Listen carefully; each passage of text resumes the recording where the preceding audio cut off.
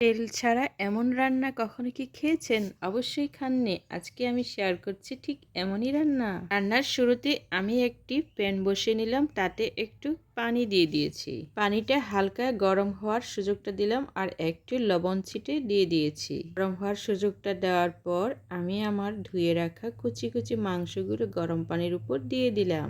এরপর বাকি মশলাগুলো অবশ্যই আমি অ্যাড করব। সবগুলো মাংস আগে দিয়ে দিই প্যানের উপর। এভাবে আমি সবটুকু মাংস প্যানের উপর রেখে দিলাম গরম পানির উপর। এইভাবে গরম পানির উপর মাংস প্যানে দেওয়ার পর পেঁয়াজ করে রাখা সবুজ মরিচ, তারপর পেঁয়াজ কুচি, রসুন কুচি সবটুকু আমি ছড়িয়ে দিলাম মাংসের উপর। আরও তো কিছু বাকি আছে। অনেকেরই তো জানতে ইচ্ছে করে কিভাবে রান্না করা হয় তেল ছাড়া আবার মুরগির মাংস। অনেকের তো নানান প্রশ্ন থাকে। সত্যি আজকে তেল ছাড়া মুরগির মাংস আমি আমার বন্ধুদের সাথে শেয়ার করব।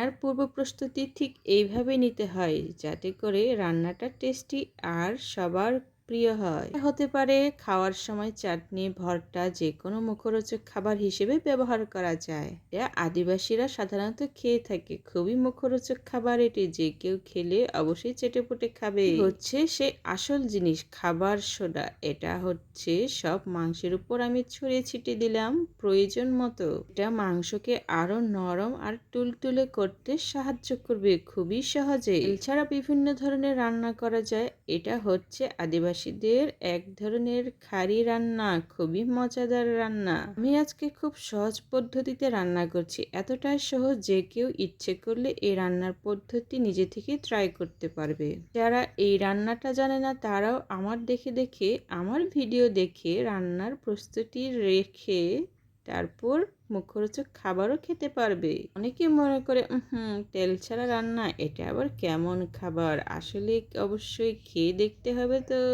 আসলে এটা কিন্তু খুবই উপকারী। আমি মনে করি যে যাদের পেটের মধ্যে গ্যাস জমে থাকে, মুখে অরুচি, তাদের জন্য অন্যরকম টেস্টি খাবার হতে পারে এই রান্নাটি। কি বলে না, একটা খাবার প্রতিদিন কি খেতে ইচ্ছে করে? খেতে ইচ্ছে করে না। প্রতিদিন নানান ধরনের চাটনি খাবার কিংবা মশলা ছাড়া খাবারও খেতে ইচ্ছে করে। যারা এই ধরনের চিন্তা ভাবনা করেন তাদের জন্য এই রান্নাটি একটি অসাধারণ রান্না হতে পারে। আপনিও ট্রাই করতে পারেন আপনার বাসায় আমার ভিডিও দেখে। অবশ্যই আমরা তো প্রায় এই ধরনের রান্না খেয়ে থাকি, আপনিও চাইলে খেতে পারেন আপনার বাসায়। আপনার রান্নাঘরেই সব জিনিস আছে, এটি রান্না করার প্রসেস আর প্রক্রিয়ার জিনিসপত্র। এখন আমি মাংসগুলো চামচ দিয়ে হালকা একটু চারিদিকে ঘুরিয়ে ফিরে উল্টে পাল্টে দেব, যাতে করে সব জায়গায় লবণ, মরিচ, ঝাল, আদা, রসুন সবকিছু লেগে থাকে। অনেকটাই সহজ মনে হয়, তবে এটা একটু সময়ের ব্যাপার। খুব যে সময়ের ব্যাপার তা নয়। ইচ্ছে করলে যে কেউ চটপট রান্না করতে পারে যদি এই উপকরণগুলো আপনার বাসায় থাকে। এখন বলছি কি কি উপকরণ আজকে আমি এই রান্নার মধ্যে যোগ করেছি। মধ্যে আমি যোগ করেছিলাম হচ্ছে কুচি করা মাংস, তারপর সবুজ ঝালমরিচ অনেকগুলো, কুচি করে পেঁয়াজ, তারপর রসুন বাটা, বেশি করে আদা বাটা আর খাবার সোডা। এটাই হচ্ছে মূল উপকরণ। আরেকটা উপকরণ আছে, সেটা হচ্ছে অতি প্রয়োজনীয়, খুবই প্রয়োজন, এটা ছাড়া কোনো রান্নাই চলে না, সেটা হচ্ছে লবণ আর পানি। সাধারণ উপকরণগুলো দিয়ে অসাধারণ রান্না আপনার বাসাতেই তৈরি করতে পারবেন যে কোনো সময়ে সহজ উপায়ে।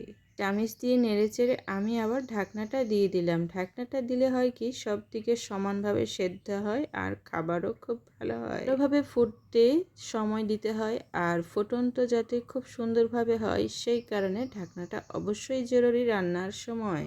কোনো রান্নায় ঢাকনাটা দিয়ে দিলে সবজি রান্না খুবই টেস্টি হয় আর রান্নাটাও খুবই সুস্বাদু হয় আর সিদ্ধটাও ভালো হয়।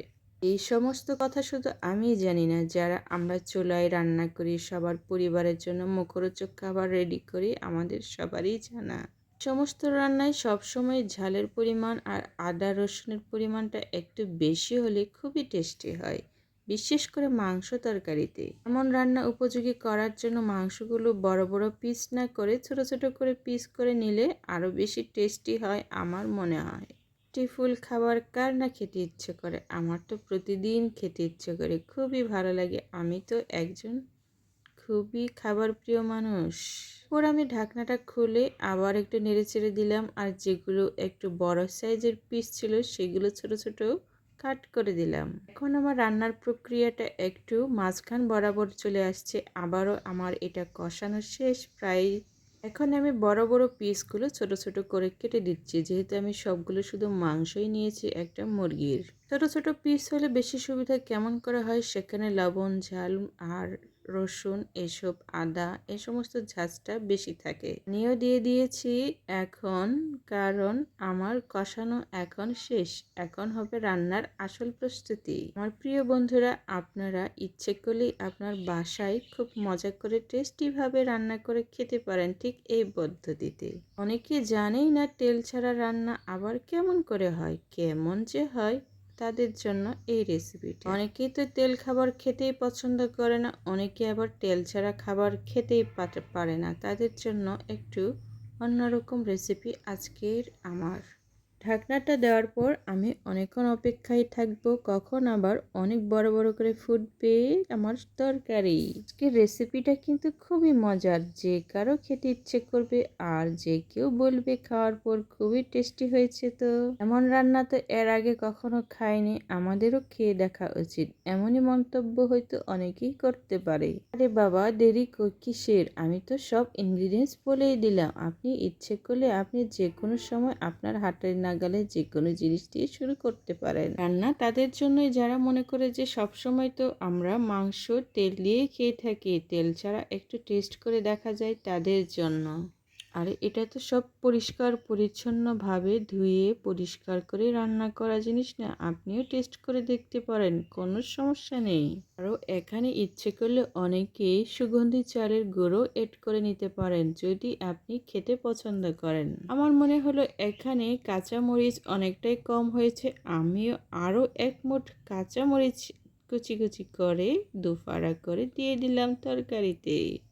আমার কেন জানি খুব ঝাল ঝাল খেতে ইচ্ছে করছে, ঝাল ঝাল খাওয়ার শখটা আজকে মিটিয়েই নেই। সকাল সকাল বাহিরে অনেক বৃষ্টি পড়ছিল, বৃষ্টির কারণে মনে হলো যে কেমন জানি আবহাওয়াটা একটু ঝালের পরিমাণটা বেশি হলেই ভালো হয়, টেস্টটা অন্যরকম আসবে, ফ্লেভারটাও খুব ভালো আসতেছে। আমি আবারও দেখতে পাচ্ছি যে আমার মাংসের সাইজগুলো কিছু জায়গায় একদম একটু সাইজে বড় বড় আছে, সেগুলি আমি ছোট করে দিচ্ছি। প্রয়োজন মতো অনেকটাই ছোট করে সাইজ করেছিলাম, তারপরে সেদ্ধ করার পর দেখলাম কিছুটা অনেকটাই বড় বড় হয়ে আছে, এগুলো আমি কুটি কুটি করে দিচ্ছি, কারণ কুটি কুটি যত করব ততই না টেস্ট। রান্না হওয়ার পর রোজ অনেকটাই খেয়েছিল, বলেছিল মা মা এত টেস্টি রান্না তুমি তো আমাকে প্রায় রান্না করে খাওয়াও, কিন্তু আজকেরটা অন্যরকম টেস্ট, তুমি আলাদাভাবে আমার জন্য একটু রেখে দিও, কারণ পরে আমি আবার খাবো। এটা হচ্ছে রোজের কথা, তার মানে ওর কাছে খুবই টেস্টি হয়েছিল।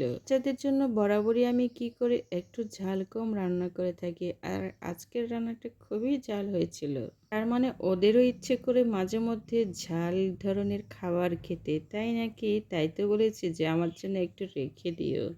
আমার রান্নাটা প্রায় শেষের দিকে, আমি একেবারে কষা কষা ভাবে রান্না করেছি, এতটাই কষা করেছি খুবই মজা হয়েছে। ঝাল লবণ আদা সব কিছুই যেন গায়ে গায়ে মাংসের গায়ে লেগে আছে, ঠিক এইভাবেই না কষা কষা জিনিসটা খেতে ইচ্ছে করে। একে বলি তেল ছাড়া কষা কষা মাংস রান্না, ঝাল ঝাল, খুব মজা। এমন টেস্টিফুল খাবার মাঝে মধ্যেই খেতে ইচ্ছে করে, খুব খেতেই ইচ্ছে করে, তাই তো রান্না করেছি আজকে টেস্টিফুল মাংস কষা ঝাল ঝাল। তাও কি তেল ছাড়া, এর থেকে মশলা ছাড়া এর থেকে মজাদার জিনিস আর কি হতে পারে। খুব সহজে হজম হয়ে যায়, পেটে কোনো প্রকার সমস্যা করে না। আজকে এই পর্যন্তই, টাটা বাই বাই।